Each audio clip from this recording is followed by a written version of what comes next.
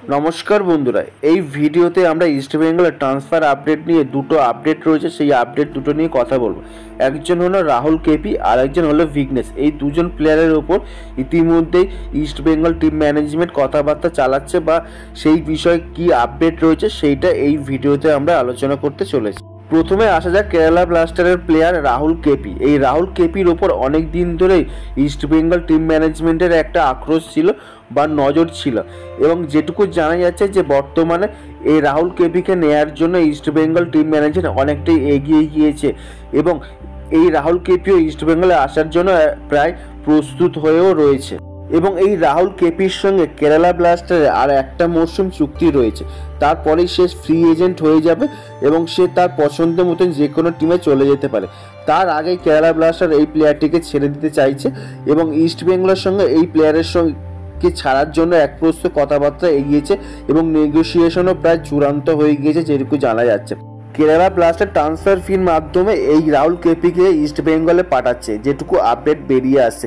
এবং ইস্ট বেঙ্গলে অনেক দিন ধরেই একটা রাইট উইঙ্গারের খোঁজ চালাচ্ছিল, তার কারণ নন্দকুমার যেহেতু এটা চোটের কবলে পড়েছে, সে কবে ঠিক হবে এই মুহূর্তে না জানা গেলেও তবে সে খুব তাড়াতাড়ি মাঠে ফিরবে। এবং ইস্ট বেঙ্গল টিম ম্যানেজমেন্ট এই নন্দকুমারের একজন ব্যাকআপ প্লেয়ার হিসেবে এই রাহুল কেপিকে ভাবছে এবং তাকে সই করাতে যাচ্ছে। যতটুকু আপডেট এই মুহূর্তে বেরিয়ে আসে তাতে এই রাহুল কেপি ইস্ট বেঙ্গলে প্রায় চূড়ান্ত হয়ে গিয়েছে, শুধুমাত্র অফিসিয়াল অ্যানাউন্সমেন্টেই বাকি রয়েছে।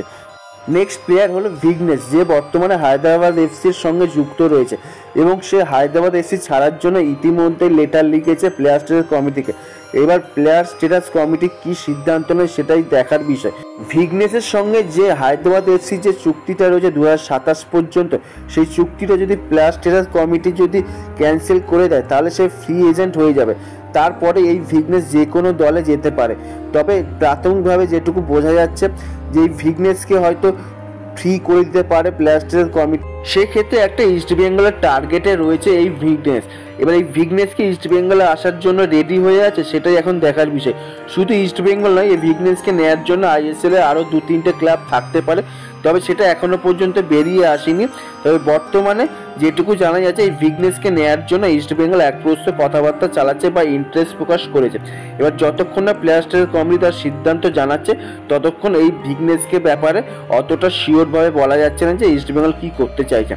তোমরা অবশ্যই কমেন্ট করে জানাও রাহুল কেপি এবং ভিগনেশ এই দুজনের টার্গেটে থাকা এই দুটো প্লেয়ার ইস্ট বেঙ্গলে কি আসতে পারে বা আসার কতটা সম্ভাবনা রয়েছে বা তো এলে কতটা ভালো হয়, তোমরা অবশ্যই কমেন্ট করে জানাও। এই ভিডিওটা এই পর্যন্ত যদি ভালো লেগে থাকে তাহলে অবশ্যই লাইক শেয়ার অ্যান্ড কমেন্ট কর এবং অবশ্যই চ্যানেলটিকে সাবস্ক্রাইব কর।